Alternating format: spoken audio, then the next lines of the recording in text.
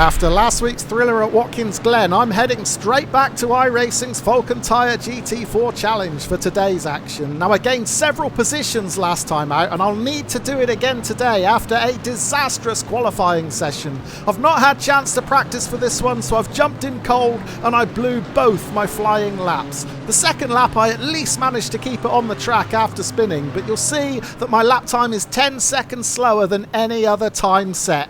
So I'm starting from P21 on a grid of 25, and my only hope is for carnage further ahead, and as it turns out, that's exactly what I'm gonna get. Strap yourselves in for this one, it is gonna be a complete mess. Well, if there's one thing I learned from last week's race at Watkins Glen, it is that the aggression levels in this series are insane. It's a 15-minute sprint, so drivers are in a real hurry to make as many positions as they can in the shortest space of time, and already we've lost several cars at turn one. The number 1 plate was among them, I think. Adrian Munoz was one of the drivers who crashed, as was Andre Roma in the Porsche. So yeah, I must have picked up a good 3 or 4 positions from that incident, maybe even more, and now I'm applying pressure on Yuzhe Wang and the BMW right in front of me.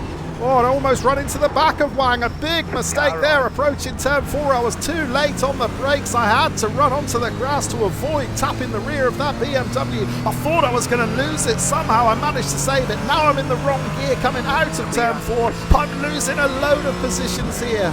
I did spot a Mercedes on the grass to the inside. Ryan Webster spinning at the exit of that corner. But yeah, 1 position gained, about 4 or 5 lost there. That was a really costly mistake.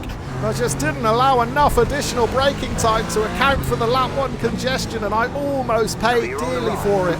I bet I gave Wang a fright as well. He would have seen me approaching fast in his rear view mirror. He was probably braced for impact there. Thankfully, I managed to avoid him. Right, let's go back and see what happened at turn 1. Well, it wasn't just me making a mistake. Watch that light grey Porsche on the outside. That is Andre Roma suddenly turning in with 2 cars on his inside. Really got to be maintaining that outside line through turn 1 there, and he took several drivers with him. Then this is my mistake. Yeah, that's how close I came to running into the back of the BMW. I got out onto the grass as well. Thankfully, I managed to hold on to it. Ryan Webster wasn't so lucky further ahead though. Watch the red Mercedes on the inside line through this hairpin. He's going to have a sniff up the inside of the BMW right in front of him, Petro Kazinin, but there is no room there, and Webster pays the price. Right, back to the live action, lap 2. The leaderboard is now updated, and it confirms that I did in fact gain 2 positions on that opening lap. I'm up into P19 from P21 on the grid. Yuzhe Wang still right in front of me, just 0.3 of a second ahead. Meanwhile, right behind me is Andre Roma, who we saw come to grief at turn 1. In fact, look in the rearview mirror, Roma coming in really hot into the hairpin. He runs into the back of me. Well, thankfully it was only a 0x, but I'm getting flashbacks to Watkins Glen now. I suffered repeated hits from behind in that race last week. I'm hoping it's not going to happen again. The last thing I want to be doing is keep looking over my shoulder while I'm racing. I want to be concentrating on what's going on in front of me, not what dangers are lurking behind. And he's having another bite now, Roma, and more contact. Once again, I get away with it, and it's only a 0x, but this is starting to get a little worrying. I want to race hard, of course I do, but it may get to the point where the more sensible decision is just to let Roma past if I think I'm going to be in danger. Speaking of danger, yellow flags are out. We've lost several cars at the final corner. I counted at least 3 in the dirt there, so that is 3 positions gained. I thought for a moment I may get a 4th, picking up a toe from Wang, but I'm not close enough to launch it up the inside. But speaking of launching it up the inside, look in the rearview mirror, out of nowhere, Ryan Webster throws it up the inside. That was a full send to get past Roma. Pablo Priego gone. That's another position to gain. Now look at Webster. He's having a nibble. He touches my rear iron and almost sends me off. Immediately I back out as soon as I felt the contact there. Just gave my rear left a bit of a tap. I felt the rear start to come around. Thankfully, I backed out just in the nick of time. Managed to keep the car facing in the right direction. But yeah, more contact. I said it was going to get aggressive here. And for the 2nd week in a row, I'm starting to get bullied. Let's go back and check out some replays. This was at the end of the previous lap. The BMW of Ivan Grazer getting tangled up with Priego there. And then more cars piling in. And there were some really bad decisions made here. We're riding on board now with Jordan Eitler in the Mercedes. Now he's at the back of this pack, and he's going to get a clear view of the incident unfolding. But rather than lifting, he gasses it. He goes full pelt for a gap that's not really there and makes the incident so much bigger. And while all that's kicking off in the background, Priego in that bright green McLaren did get back on track. However, he's not going to stay on track for long. Into turn one. He's got the Porsche of Zalan Davicki on his inside. Davicki drifts out wide, then just taps the rear of the McLaren and spins Priego off. To be honest, I was lucky not to suffer the same fate. This is into the next corner. Watch Ryan Webster behind me. He's just going to poke his nose up the inside, and right there, a tap of the rear left. But as soon as I felt the contact, I backed right out of it and gave Webster all the space he needed. I did not want to get spun around there, so I surrendered the position. But I'm still up into P16, so I am making progress. Look at Webster ahead. He's taking no prisoners as he gets out of that one completely. Meanwhile, behind, another big bump from Roma. Roma's in a hurry too. Both of these drivers came to grief on the first lap, and they are pushing incredibly hard. But thankfully, all these bumps from behind so far have been light enough that they've only been 0Xs. So at the moment, I still haven't picked up any incident points. Look at Wang. He wants no part of a battle with Roma, so he lets that Porsche by. And he's a bit offline, so this might be the opportunity for me to try a switchback if I can tuck it up the inside. Wang gets a little bit loose on exit as well, and I have made the pass.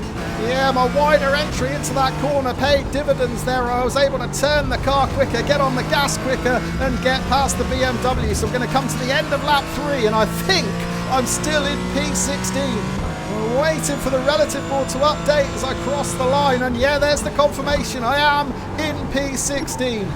So yeah, I did spend the best part of 2 laps there getting bullied, but it was nice to end it with a clean overtake past Wang in the BMW.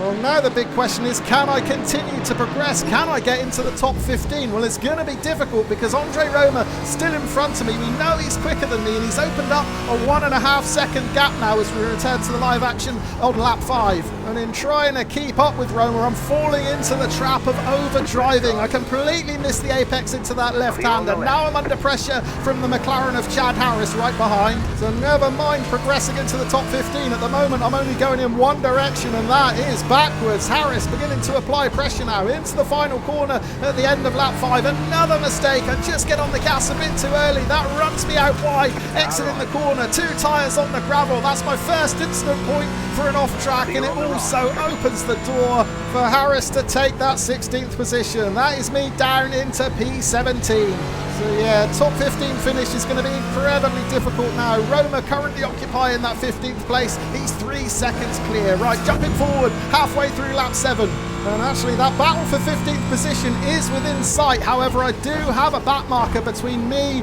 and that pack of cars. It's Jordan Eitler, who we saw come to grief at the final corner earlier in the race. So it would be good to get past Eitler because I am now closing in on this pack, and it is a big pack of cars. Look how many of them there. 1, 2, 3, 4, 5, 6, 7, 8 cars. So never mind having the top 15 within my sights, I've actually got the top 10 within my sights. And we're still going to have another 3 laps after this one, so there is plenty of time here. I mean, I'm not going to be overtaking too many cars, I don't think, on this crowded racetrack, but let's face it, this race has been chaos. There is every chance we could lose more drivers here, particularly when you've got so many cars so close together. Into the final corner then, I really need to get past this back marker. Oh, big incident there, Chris Lammers crashing out of P10, so that is another position gain. I am going to get past the back marker Eitler now as well.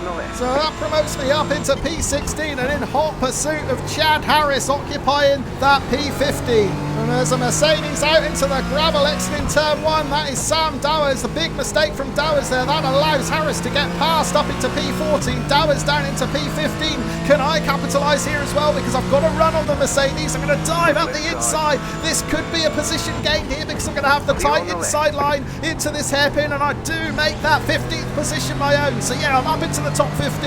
Harris just 0.4 of a second ahead now, but I am going to have to defend because Dowers has got a better run out of that turn 4. Dowers is going to pull alongside me here, so I'm going to take the defensive line. I will have the inside for this next hairpin. I should be able to hold on to the position here as long as I get my elbows out. Hard on the brakes. I need to hug this curb on the inside, and I do hold on to the position. Well, things are heating up nicely, aren't they? Beginning to get a bit of a sweat on here, and we've still got another 2 laps to go. Anything could happen here at Okayama.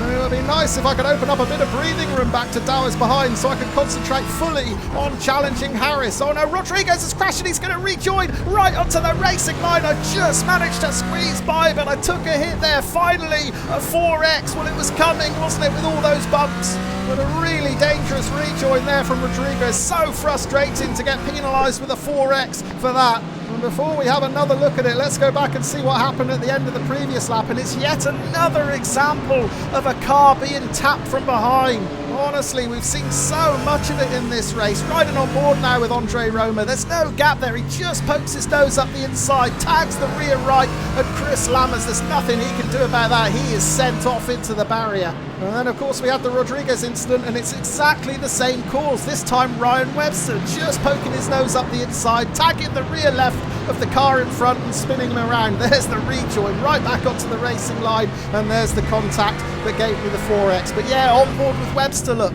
he's a good 2 car lengths behind into the braking zone, but it doesn't stop him going for a space that doesn't exist, and Rodriguez is spun out of the race. So yeah, some really disappointing racing standards on display here. I'm glad I backed out of everything now whenever I got a tap from behind. But to be fair, I'm making enough mistakes on my own, and I'm just going to make another one here. Once again on the gas too early. 2 tyres out onto the gravel. When I look in the rearview mirror, Rodriguez is going to attack. Rodriguez dives up the inside. I'm expecting to see him come through here, but instead I see him crash out in the rearview mirror. So what on earth happened to Rodriguez there? Another car out on the inside.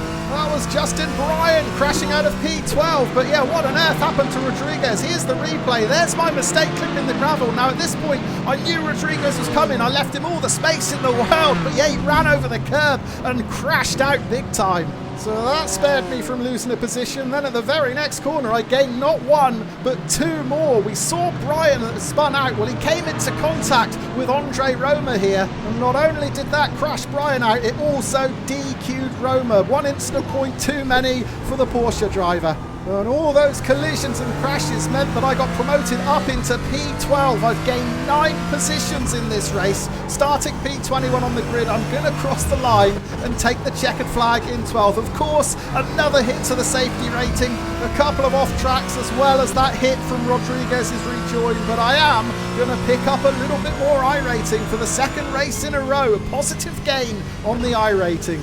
But yeah, not a classic at all, this one. It was really messy out there. And I didn't do myself any favours either jumping into this one without practice, because I was really off the pace and I made some sloppy mistakes of my own. But ultimately I just kept it sensible, kept it safe wherever I could, and I've picked up a gain of 9 positions. So not a bad afternoon's work at all. But I really hope I can be a bit better prepared for my next race, just so I can be a bit more competitive and fight for some more positions. If you haven't seen last week's race yet from Watkins Glen, check it out on screen now. That was a classic. I hope you enjoy it, and cheers for watching.